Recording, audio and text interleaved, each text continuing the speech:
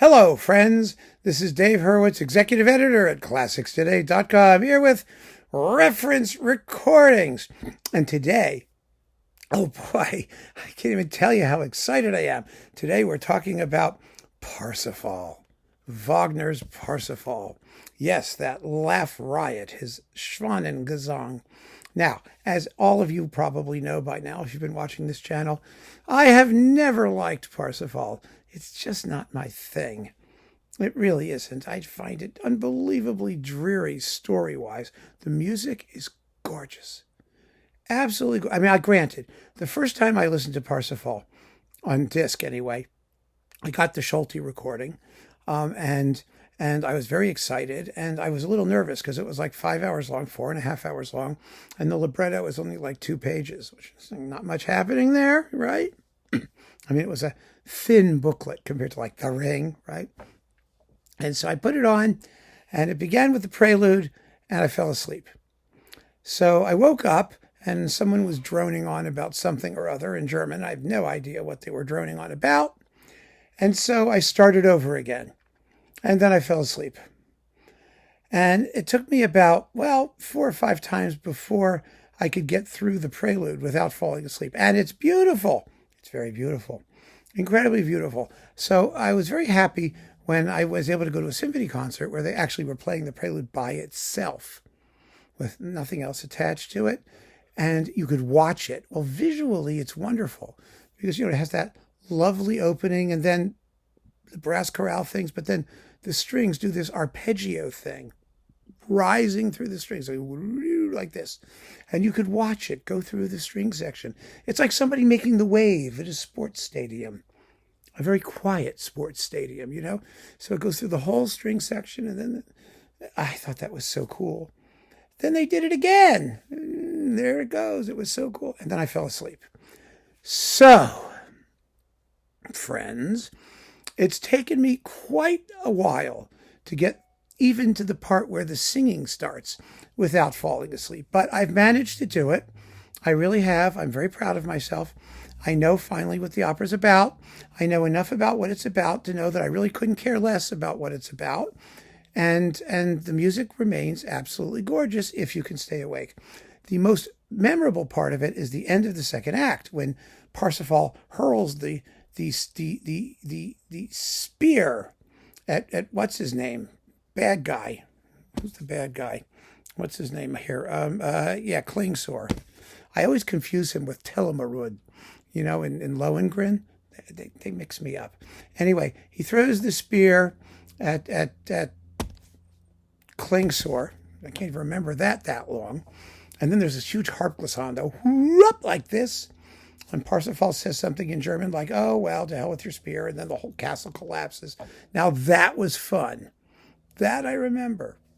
So this is a very, very long way of saying that, there's something wrong with me. I agree. I admit that freely. But one of the wonderful things about reference recordings, and I really think this is convenient, is that they're great if you don't like the work, but think, A, you should get to know it, and B, whether you like it or not, you should hear it because everyone else is saying it's a screaming masterpiece, and you feel terribly insecure, as I do about Parsifal. So I like the fact that reference recordings exist. And I know a lot of you are saying, well, it's just your opinion, and you're just making a pick, and it's just all subjective. It's not. I'm telling you it's not, because you have to remember, there was a time when I was not a critic, an active critic. I was just a listener. And I wanted to get the best recordings of things, or I wanted to get the reference recordings of things so I could learn them. I mean, there's a lot of my own experience as not as a music critic, but as a music listener. I mean, I read the Penguin Guide, I read Gramophone, I read all the American magazines. I read magazines in French, I read magazines in German, but I got into college and learned it. And, I was always trying to find out people talking about recordings and what the best recordings were. And so when I found these reference recordings, they were very, very handy for me to get to know the works, because there's some performances that may not be the best out there, but they're ideal for learning the music. They're ideal because they play the music in a certain way, in a way which is perhaps not as controversial or confrontational as other versions, but which has a naturalness, and even if there are certain flaws or things like that, they center you. And then you can go on and learn more about it depending on what your individual taste is. So that brings us to the reference recording of Wagner's Parsifal, which you all know. It's Knappertsbusch. Knappertsbusch, Bayreuth, live from 62. Now, there was an earlier mono one on Telefunk and now Teldec with Knappertsbusch, and since then, there have been about a dozen live ones with Knappertsbusch. This was a conductor who made his entire career conducting Wagner in general and Parsifal specifically. That was his life. And this is a splendid live recording from Bayreuth. It immerses you in the cult and gives you what Parsifal really, so many people believe the opera should be or should have been for those who actually went to see it in that quasi-worshipful shrine of Bayreuth.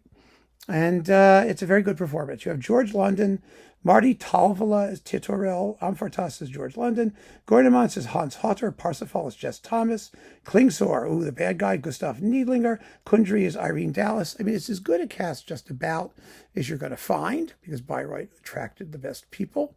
And Knappertsbusch is doing his thing, which is just letting the music come out. It just, it's not even particularly the slowest version out there, by the way. It's 4 hours, 10 minutes. It could be much worse. It could be Reginald Goodall. It was like 4 days and 10 hours or something like that. But no, it's a performance that is completely at home with the conductor, with the singers, with the cast, the ensemble. It's all there. And that's why I think it's been the reference for so long. I mean, Knappertsbusch was a crazy figure in the world of music. He was a character. He was sloppy and slovenly, hated to rehearse. He played things incredibly slowly, some things very quickly, strangely enough. But most of the time, he just seemed to be having a good time with his buddies. He was like, sort of a slob out for a beer with his pals. And if they happened to make music on the way, good for them. Sometimes it came together. But he took his Wagner very seriously. He really did. And so this recording, which is now on Decca and which was on Philips, is the reference recording for Parsifal. And it's particularly good if you don't like it. If you don't like Parsifal, that is, or if you're trying to and you want to get to know what it's about. Now, since then, I have to confess, I have gotten to know and even enjoy Parsifal at times. And there are other performances that I find more attractive orchestrally. Barenboim's, for example, who conducts it. It's gorgeous, amazing, in more modern sound, and they're just as well sung. So, yeah, I mean, you can choose from there. But I'm very, very happy that I first learned the work from Herr Knappertsbusch and this cast, because I might not have liked it as much as I do now had it not been for them and the fact that this was the reference. So keep on listening, friends. Thanks so much for joining me. Take care.